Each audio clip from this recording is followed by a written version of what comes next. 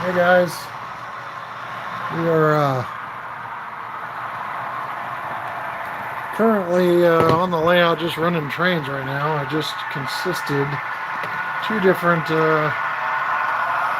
consists and we're just running some trains around, but having some issues here.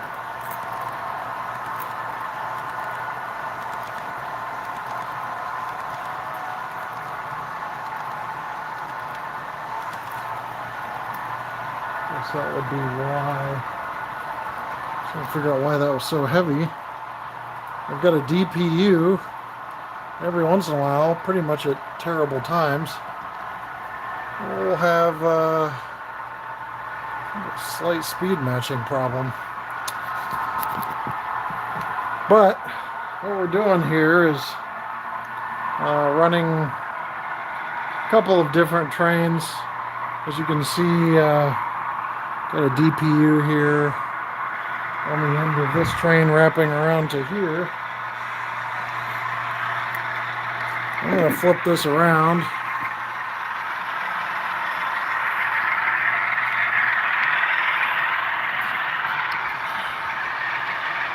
So,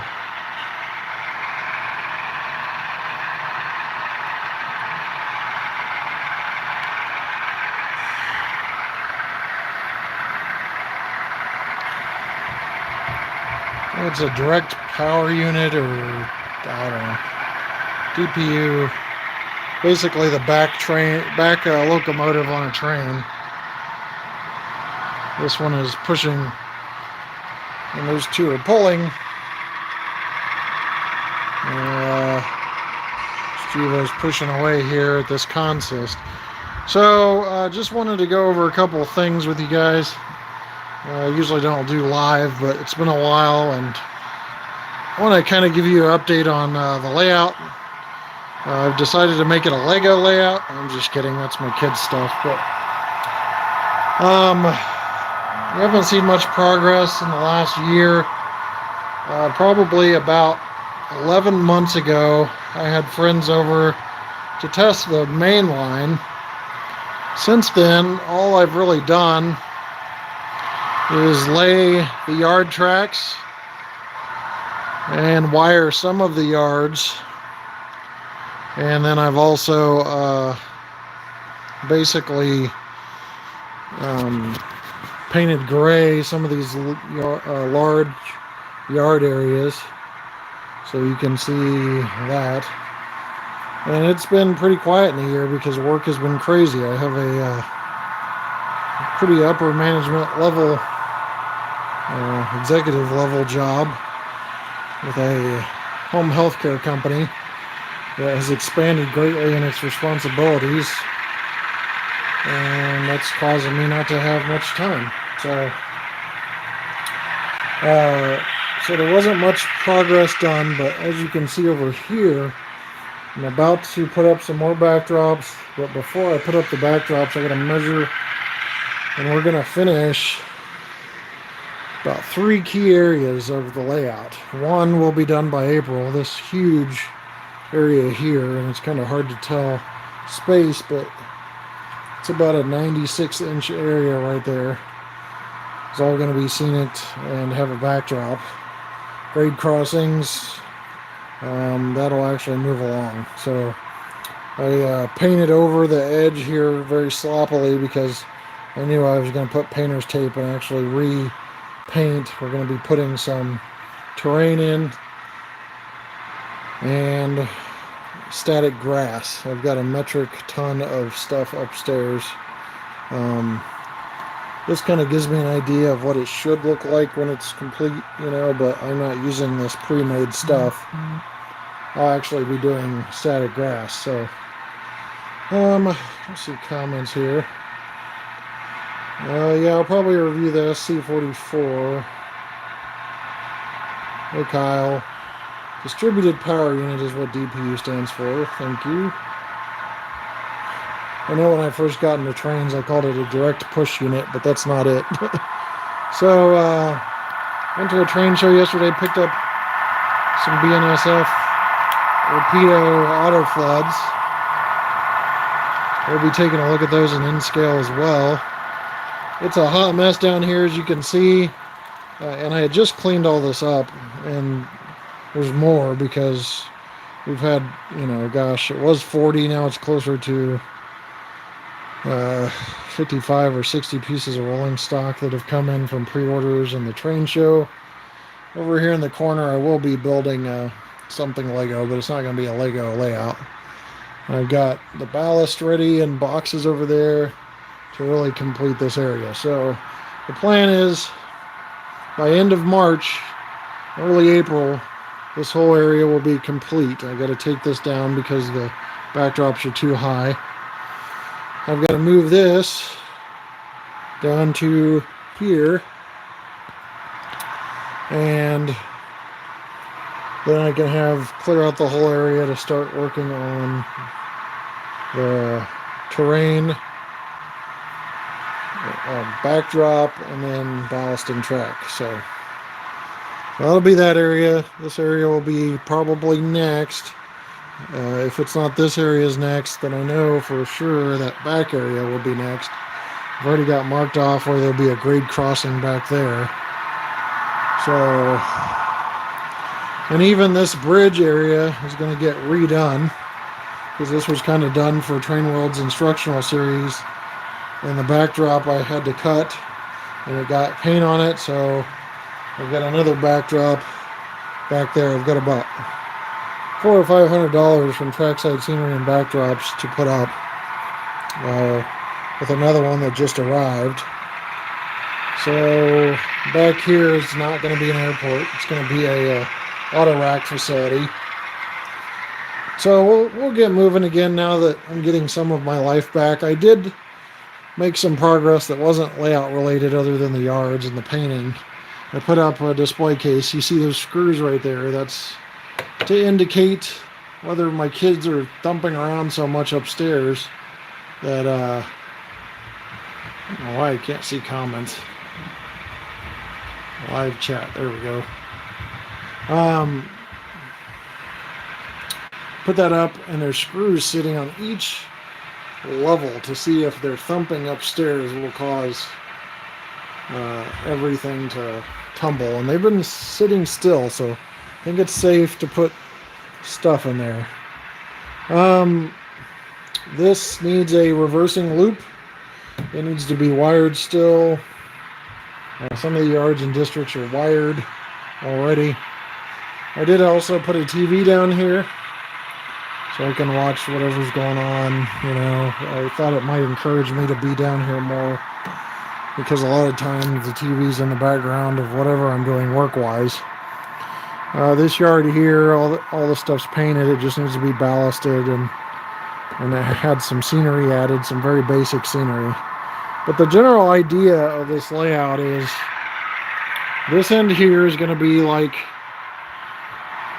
the southeast, East Tennessee, Carolina type area. Then we're going to slowly progress east to west. The mountain ranges will start turning to hills, which will start turning into plains. This area here is going to be plains, Nebraska type of area, very rural. Then you progress even further and you start getting into drier scenery, and you end up over here at the Cheyenne Roundhouse facility. A very condensed version of that, because I did do some studies on what it would take to make that, and it's a lot more space than I have.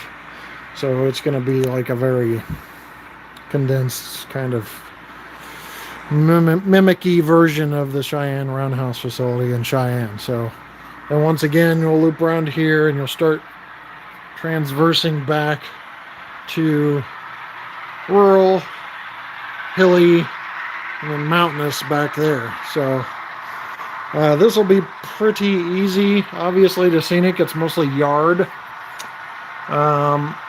So that won't be too bad at all. But I do plan on just working on one section at a time and practicing my skills to make this a really good layout.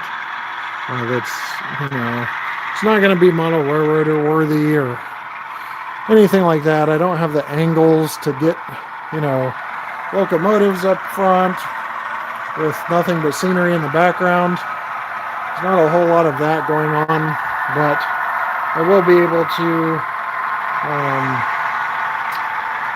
have some pride in the layout, and it'll look good pretty much. I don't know why chat keeps disappearing.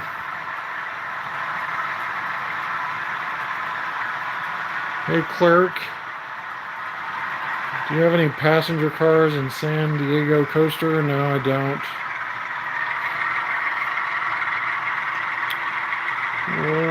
But yeah, that's kind of what's going on. Like I said, my absence from getting stuff done was mostly work related. That's beginning to calm down, knock on wood. Hey, there's a bunch right here. So we can get some stuff done. It's a hot mess down here. Even just getting the main line back up and running after diagnosing some issues with the switches, which is another thing I did happen to get done, is good, but there's a lot to do.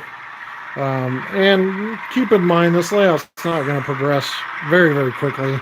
This will be my legit retirement layout. When I started doing videos with you guys, I was 25 or 6, and now I'm 40, so basically, I don't want to move out of this house. No plans on moving out of this house, so probably taken out of here in a stretcher at some point to the morgue. So what I want to do is be able to work on this layout, make it how I like, take my time, study, techniques of different scenery and things, and make things look nice. Possibly affix a backdrop to here so you don't see all that ugliness as well. So that's kind of the plan. Hopefully you guys can enjoy the reviews while they're happening. And that's another thing, I'm doing reviews, so I'm down here with that. I've got a family. It's really hard to cram in all that and do some serious scenery. Because, for example, I do time studies to research how much time I need to allot to something, and I'm thinking this one 96-inch stretch, which I think is 8 foot, should be, it's going to take me probably close to 50 hours with everything. So when you take that and you have all this to do, we're talking the rest of my adult life to get this layout to where I want it. So, but it'll be clear of boxes and all that stuff as we work on that. One other thing I want to talk to you about, a sneak peek into a video coming up sometime this summer or fall, is all the different lubricants and things that you can use to maintain your layout. So the rolling stock and even the track. So people don't realize you can even lubricate your couplers to operate better, and that includes on the larger scales. And oh boy, it's Puff Daddy fishing over here. Puff bass fishing. Bass fishing. I know how to fish. I don't know why I said bass. Let's see. I've got, it'll be totally 8 power districts on here, David. Yeah. I see the fake news comment. I actually just turned the TV on just to show that it works. It's not necessarily the channel I watch. So there's all these different lubricants from LaBelle for working on your track, your rolling stock, the wheels, the gears in the actual locomotives, you name it. So we'll go over that at 1.2, but I did want to kind of show you just a sneak peek of all this different LaBelle products. There's even this DC and DCC track cleaner stuff that's pretty good. So we'll go over all that and several other videos coming up this spring and summer. But doing the videos, being a dad, working full time, Doesn't really leave a whole lot of room for layout progress, so I did want you guys to know, please be patient with me, that I'm going to be trying to get stuff done over time. And I do want to take my time this time. The previous name of the game was throw up a layout as fast as you could, because I'd be moving with the military in a few years and I wouldn't have time to enjoy it. This, as long as my life, hopefully, knock on wood, once again plays out to regular adult lengths, male lengths, 70, 80 years old, I can build this layout over time. So that is the plan. And as far as the day job goes, that's the other thing I want to talk about. The turnaround times for reviews. I don't do this full time. I do know YouTubers that do this full time, and they're able to, I don't know how, because I don't think there's much money in it at all, but they will sit there and be able to edit really nicely, get videos up really quickly, and all that's fun and games, but I don't have that time. So things are going to occur a lot slower, and that has caused me to have to pull back a little bit and evaluate relationships in the hobby and stuff like that, and I just don't have any time for nonsense. So I basically review what I can when I can, and that's the status, So let's see here.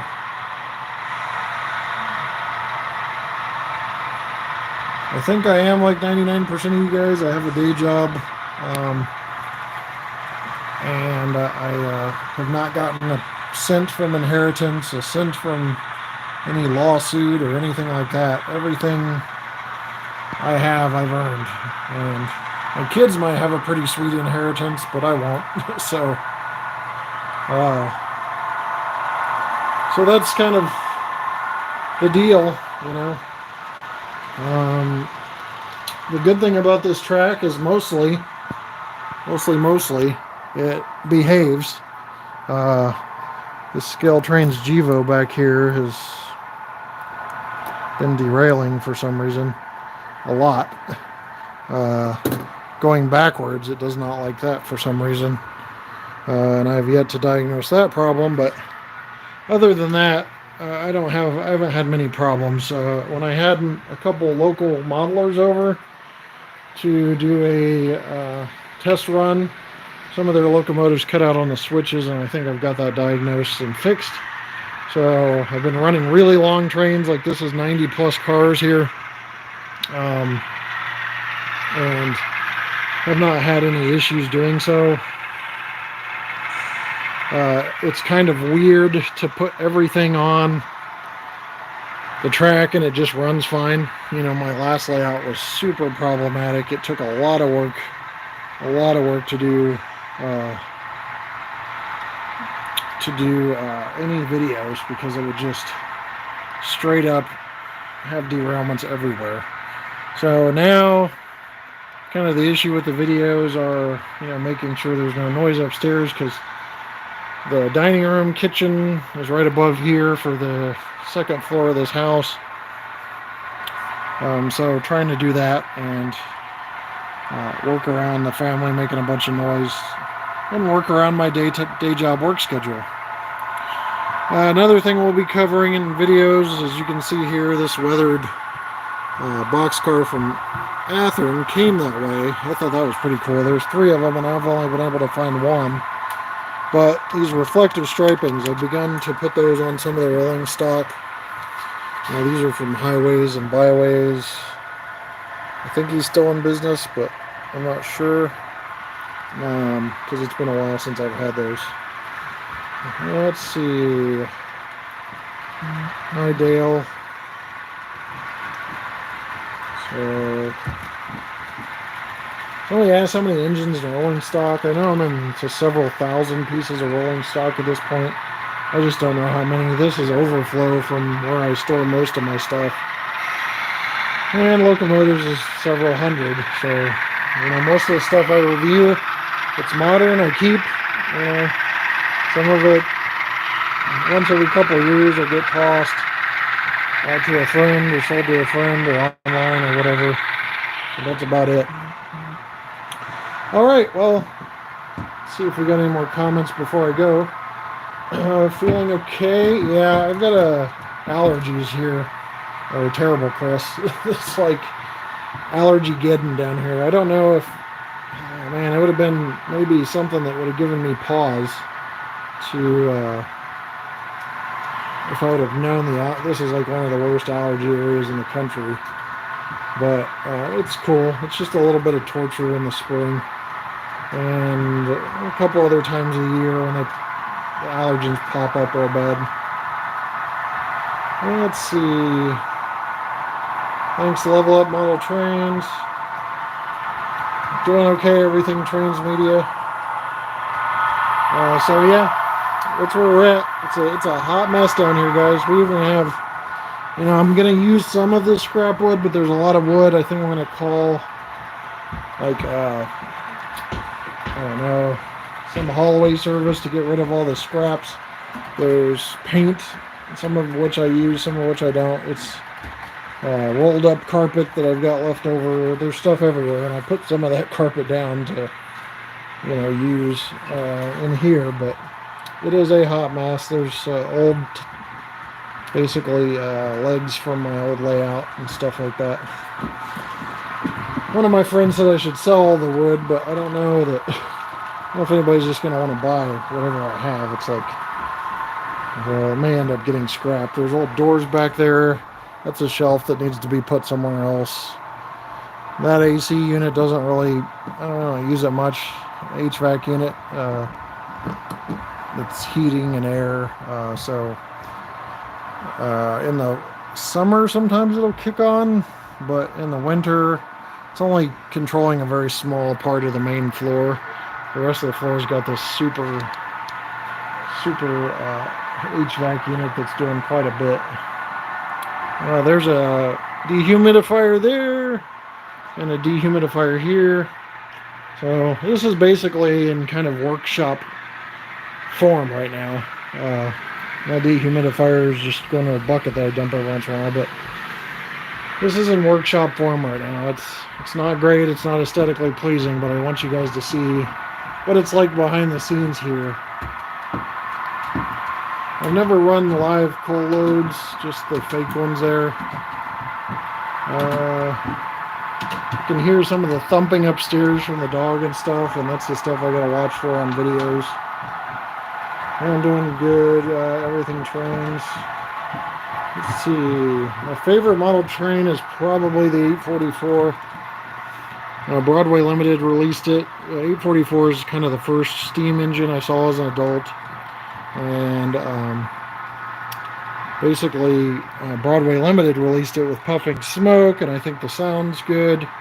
It's accurate for 844, and I think it's way better than anything that was out there in the past for the Northerns. So it's really kind of my favorite model, really. If I had to get rid of everything, I think I'd keep 844, the water tenders and the consists, and just basically keep that and hold on to that. And if everything else went, I'd be okay, I think, if something warranted that type of situation. System I use real quick is the NCE Power Cab, or Pro Cab, I should say. It's Power Pro. So I think this one is a 5 amp system, and we've got the wireless hooked up here. That's all going to be moved to under the layout. There's a wireless controller. Probably pick up another one of those. There's a wired controller. I've also put in this, which is it's a Wi-Fi module, so I can use any JMRI or Wi-Fi system and run the trains with I don't know, there's so many different apps. Some of the different apps you have available, I forget the names of them right now. I don't use them much. I can't buy the big blue box car. That's going to give me like a cool million, man. I try to keep that those pre-weathered, or what do they call it, ready for grind, primed for grind boxcars.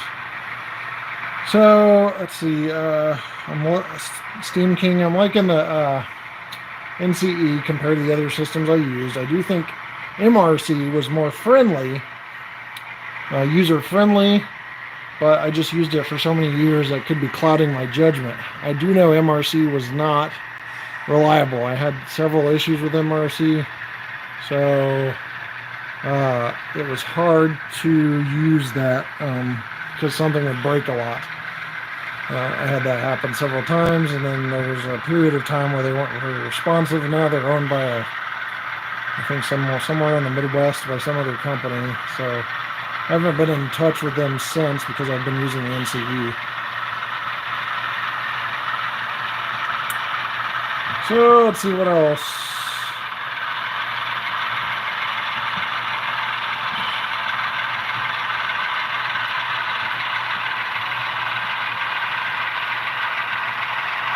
NCE is pretty friendly. Like, I legitimately just kind of relearned today how to consist. That's why this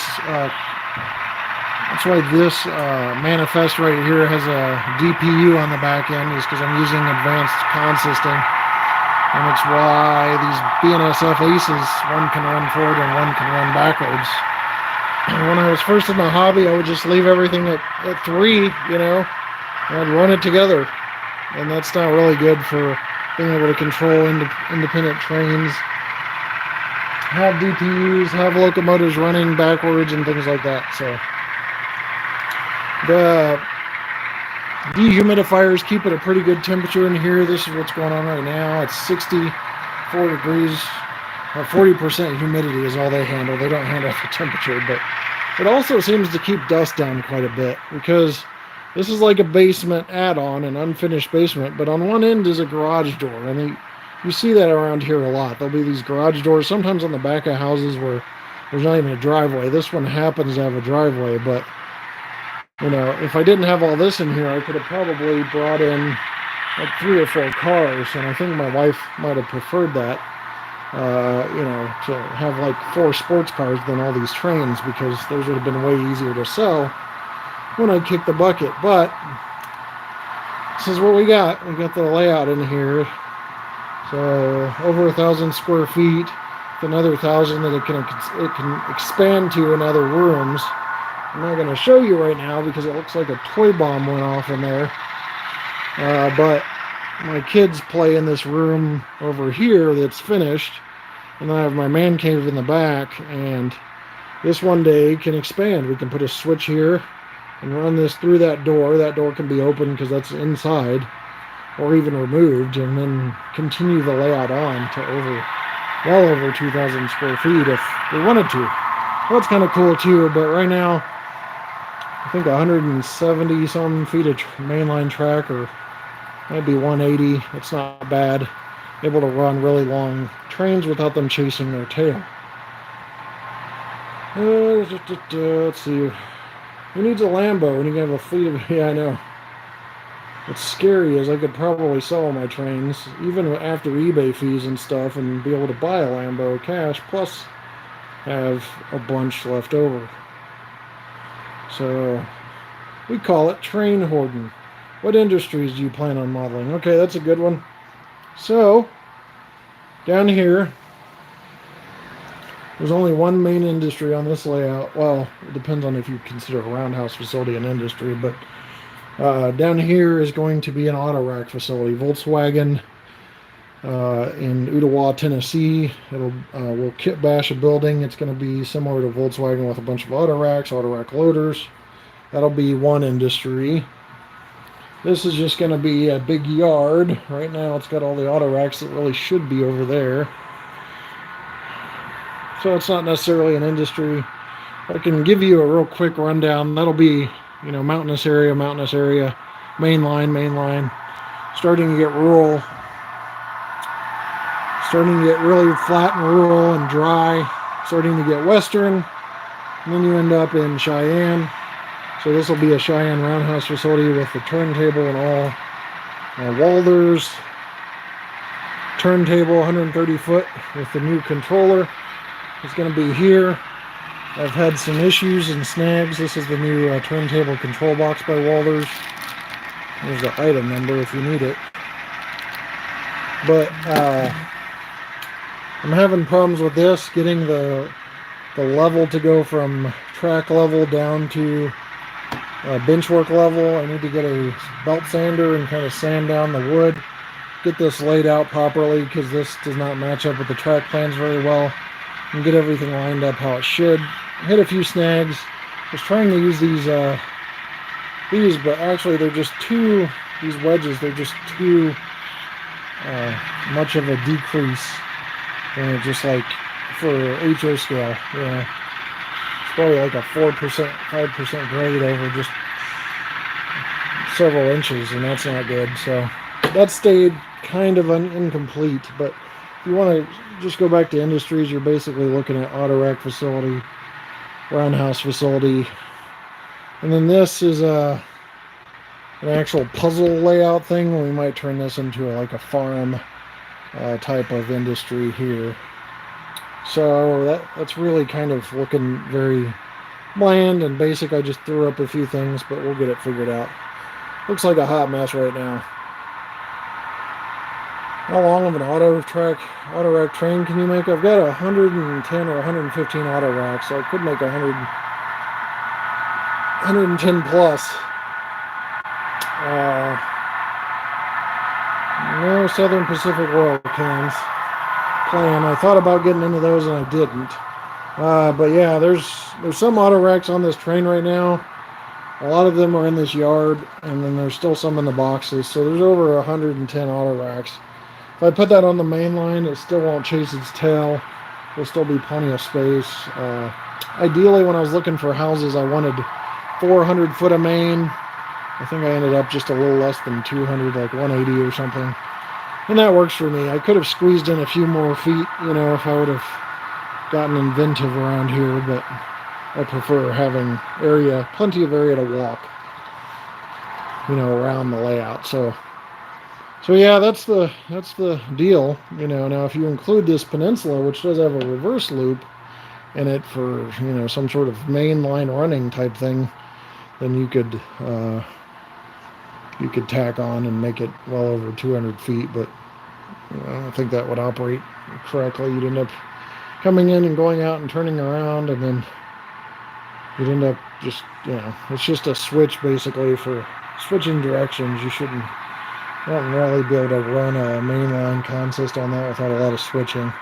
And speaking of switching, you got this yard back here. This is all set up with a lead-in track and everything you need, including this track here to stay off the main, so that you're doing switching operations without interfering with the main, which is prototypical for switching. So it will have the ability to have operations on this layout, even though it's basic.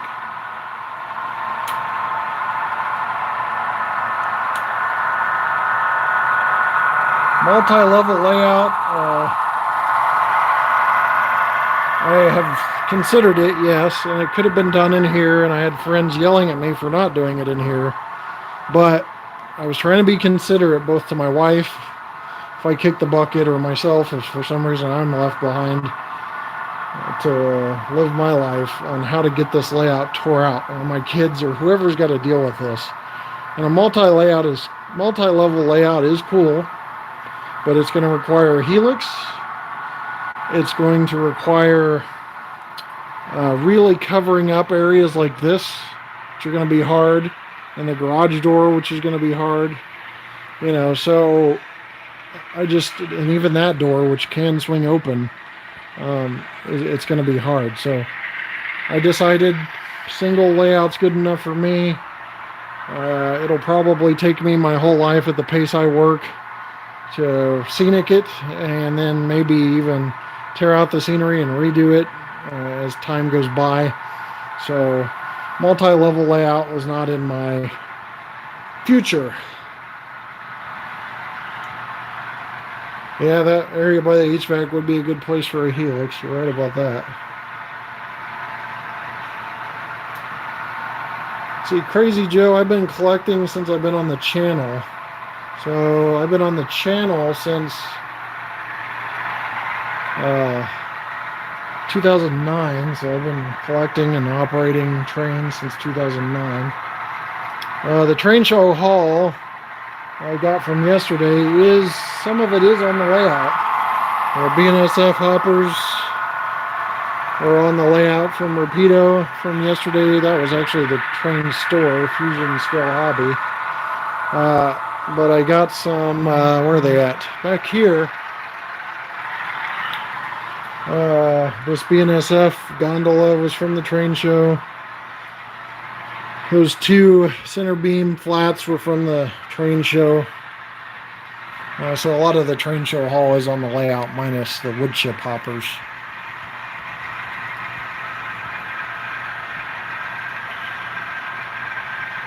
Alright guys, well, 116 people. Thanks for tuning in. I know I don't get to talk to you regularly. I know this channel at sometimes can just seem like review after review, but I do want to take the opportunity to say thanks for being patient with me. This layout is a lifetime's worth of work if I do it right and slow, and I don't neglect family or work. But I thank you guys for being viewers. I'm not big into YouTube in terms of, oh, look at my subscriber numbers or look at my views or anything like that. But I do appreciate you guys very much because you keep me going. Like if I had nobody relying on me for product reviews or other things, or even just the joy of running trains, there would be probably less accomplished. It may just sit dormant. So you guys serve as my inspiration to keep going, and I appreciate that very, very much. Because I know I can be very dry, very boring. Sound like I've got a cold a lot. It's kind of the northern talk through your nose type thing, / sometimes I'm legitimately sick or got allergies, but I do enjoy this. I do enjoy it every day. Most days, definitely every week I'm down here kind of just enjoying things. And that's another reason why layout progress hasn't moved along as much, is because I'll just run trains and say, oh well, I'll get to scenery later, but I really need to get moving on it, and I've got the things in place to do so. So lots of static grass, a static grass applicator and all that. We're going to get this area done. It's going to look way better. And it's going to be a rural scene, but it'll be scenic well with actual static grass. This road will look better. The grade crossing is going to go up. I'm not sure. I haven't decided whether I'll put the actual operating crossing gates from MTH up, or if I'll just put rural crossing gate signs up here. But back there is definitely getting the full-out crossing gate automatic treatment. So we'll see how that plays out too. So thanks for watching. Let me double check to see if there's any more questions.